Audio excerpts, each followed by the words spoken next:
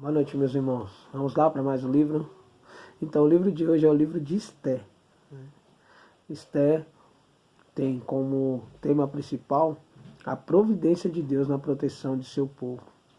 E o versículo-chave de Esté é Esté 4, 13 e 14, que diz assim: Pois se você ficar calada nesta hora, socorro e livramento surgirão de outra parte para os judeus, mas você e a família de seu pai morrerão.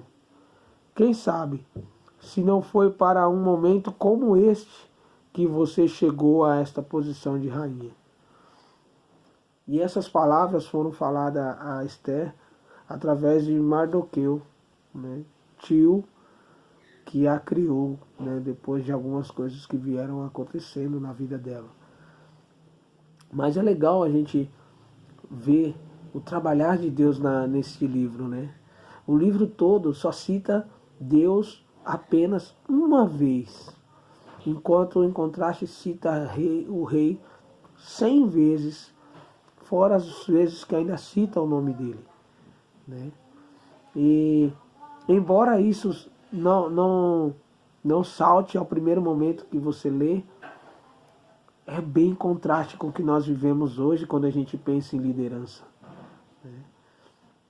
E Esther teve essa oportunidade de ver o trabalhar de Deus no passo a passo, quando ela viu que do nada ela foi se achegando ao ponto de vir a fazer parte do harém do rei, e entre mais ou menos cerca de 50 mulheres, todas escolhidas a dedos como as mais bonitas e puras, e ela ser levantada como rainha, né? É mais uma prova de que toda liderança é instituída por Deus.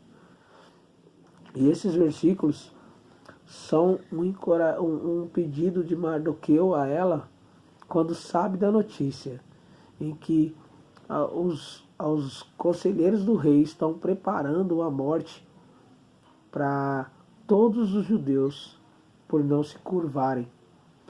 Mas sabemos por que ele não se curvava, né?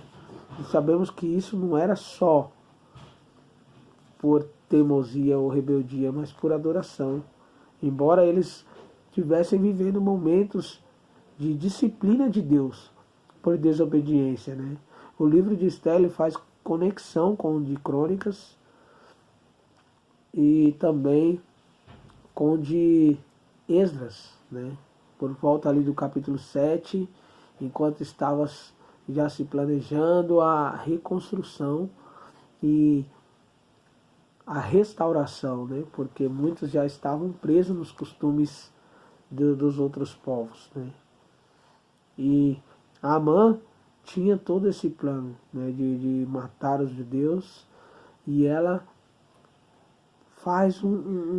planeja um banquete para se achegar ao rei e pedir, interceder para o seu povo. Mas o mais legal é que ela não só chamou para si a responsa, mesmo sabendo que Deus tinha plano na vida dela através disso.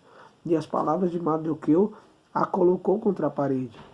Mas ela pede e chama todo o povo para jejuar e orar e interceder por aquele momento. Porque o rei tinha um decreto no qual, se aproximasse dele sem ser convidado, morreria, a menos que ele virasse o cajado para ela, para a pessoa.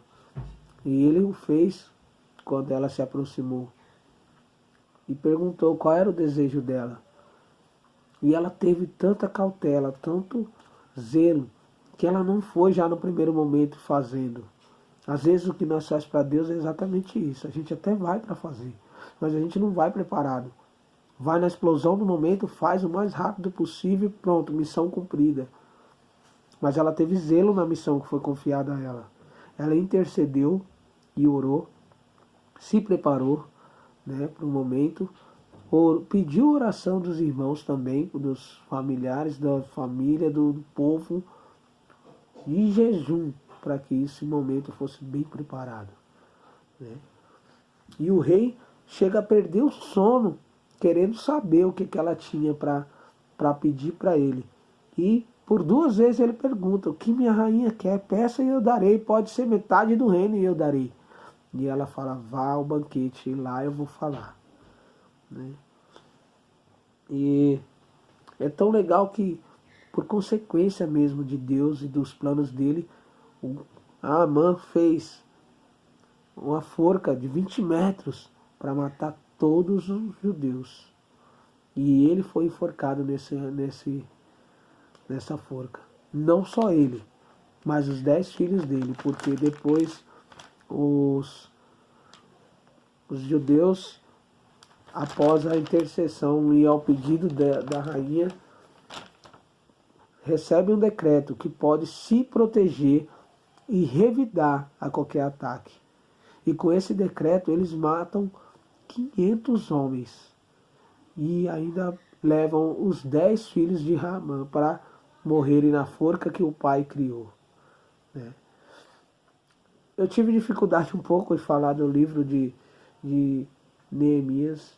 Estou tendo um pouco de dificuldade agora de falar do livro de Esther, porque assim como Esther, eu estou me sentindo um pouco contra a parede nesse momento por algumas decisões que tenho que tomar.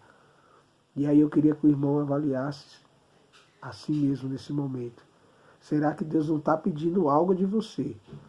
Que você está tripudiando, balançando, não sabe se deve fazer ou não, se é o que Deus quer ou não. Talvez seja o momento da gente fazer exatamente como ela. Pede para o povo orar, jejua e ore. E vamos ver o que Deus faz, porque Ele não é Deus de confusão. É o que eu vou fazer e eu aconselho que você faça o mesmo. E outra coisa que o livro de Esther traz bem claro para nós é que nada foge ao controle de Deus. Assim como nós lemos em Esther 4, 13 e 14. Se Deus tem um plano para você, não importa de onde é, mas vai vir o socorro. Então confie e faça a vontade dele. Né? Deus é fiel. E mais uma vez ele mostra a fidelidade dele no livro de Esther. Quando ele pega e coloca ela lá, do nada, no meio de 50 mulheres, a qual ele poderia escolher qualquer uma. Mas Deus tinha planos na vida de Esther. E ela foi levantada como rainha. Para no momento certo Deus usar a vida dela. E em nenhum momento ela chama para si a glória, ao contrário. Ela coloca Mardoqueu como líder, consagra ele, e dali por diante grandes coisas vão sendo feitas, grandes decisões, através do poder que ela deu a ele. Então, a gente tem que lembrar, a obra não é nossa, a obra é do Senhor.